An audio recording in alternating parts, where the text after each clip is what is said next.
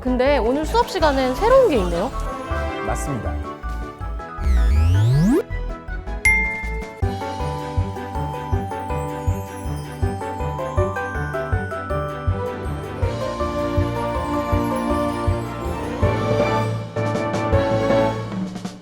성형 정보 과잉의 시대, 뷰티스쿨에 입학하신다면 A부터 Z까지 꿀팁만 배워보실 수 있습니다.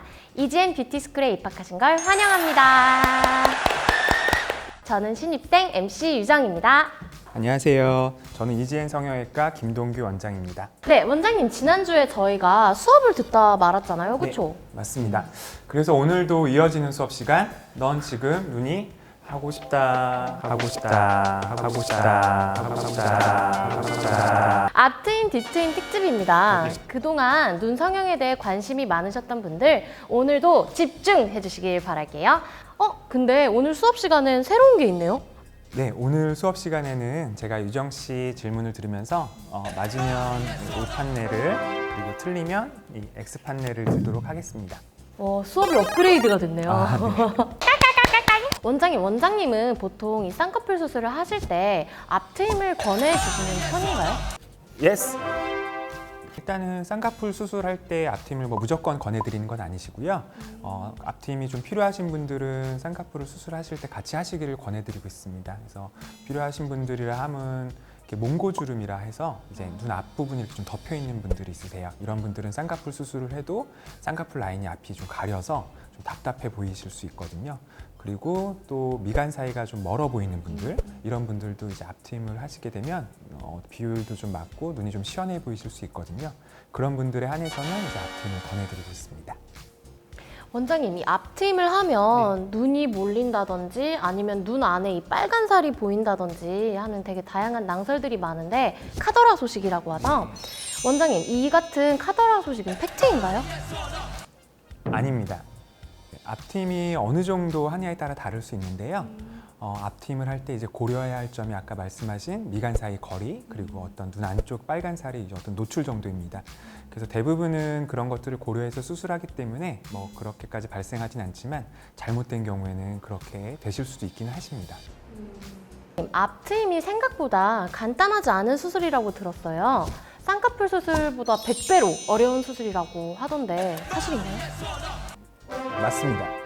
일단 기술적으로 어렵다기보다는요, 이제 고려해야 할 여러 가지 상황들이 있다 보니까 잘 판단을 해야 하고, 또 그렇지 못했을 때 이제 직접적으로 너무 이제 티가 나는 부위다 보니까 그 중요성이 좀 부각되는 것 같습니다. 그럼 혹시 앞트임으로 눈 앞머리 주름 제거도 가능한가요? 예스. 주름 상태에 따라 다를 수는 있는데요. 이제 피부가 처지면서 생기는 주름은 이제 앞트임 수술을 하는 것이 일부 피부를 좀 절제를 하면서 수술이 진행이 되다 보니까 어느 정도는 제거가 가능할 수도 있습니다. 앞트임도 그럼 재수술이 가능할까요? 예스! 재수술도 가능은 한데요. 앞트임이 좀 부족해서 조금 더 트기 위한 재수술은 이제 뭐 간단하게 하실 수는 있고요. 근데 앞트임이 너무 과하게 되어서 이제 복원하는 수술도 있긴 하신데 이런 경우에는 오히려 이제 절개 부위도 좀 커지고 그래서 흉터가 더 남는 경우도 있어요. 그래서 앞트임은 이제 수술하실 때 처음에 너무 과하지 않게 하시는 게 가장 중요하실 것 같습니다. 원장님, 그럼 이 평균적인 눈 앞머리 간격이 36mm라고 들었는데 저희가 한번 재볼까요? 아, 네. 이렇게 하면 저희 원장님은 황금 비율이신데요? 저희 원장님은 딱 36mm 황금 비율이신데 만약에 이 36mm보다 가까운 환자가 왔다면 비추천하시나요? 아니면은 가깝지만 앞트임을 추천해주는 예외의 경우가 따로 있으신가요? 네, 일단은 사람마다 이제 얼굴 크기도 좀 다르시고 눈 길이도 다르시고 하기 때문에 36mm라는 그런 기준이 이제 절대적인 기준이 되진 않으실 것 같고요. 보통은 이제 눈 길이만큼 눈 사이 거리가 유지될 때 좀 비율이 좋아 보이기 때문에요. 그런 길이를 좀 고려하기도 하고요. 또 미간 사이에 여유가 많지는 않지만 눈 앞쪽이 너무 이제 덮여 있어서 좀 답답해 보이시는 분들은 어떤 수술적으로 해결하실 수도 있거든요. 예를 들면 앞트임을 하실 때 너무 미간 사이가 좋아 보이지 않게 약간 이제 사선으로 좀 수술을 진행하시기도 하는데요. 그러면 이제 그렇게 가까워 보이지 않으면서 이제 수술을 하실 수도 있으십니다. 아니, 앞트임은 제가 원장님 이름만으로도 알겠거든요. 근데 요 뒤트임, 밑트임은 잘 모르겠어요. 뭐 눈 뒤에는 당연히 이렇게 트여 있지 않나요? 뒤트임, 밑트임은 이제 앞트임과 좀 다른데요. 이제 앞트임은 눈을 덮고 있는 이제 피부가 일부 좀 절제되면서 눈이 좀 커지는 반면에 밑트임, 뒤트임은 이제 눈의 형태가 좀 변해서 눈이 커지게 되는 거예요. 그래서 밑트임은 좀 더 아래쪽으로 눈이 좀 커지는 거, 뒤트임은 이제 바깥쪽으로 좀 길어지면서 눈이 좀 커지는 그런 형태의 수술이라고 생각하시면 될 것 같습니다.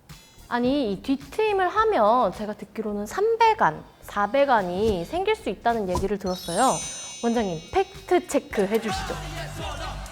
아닙니다.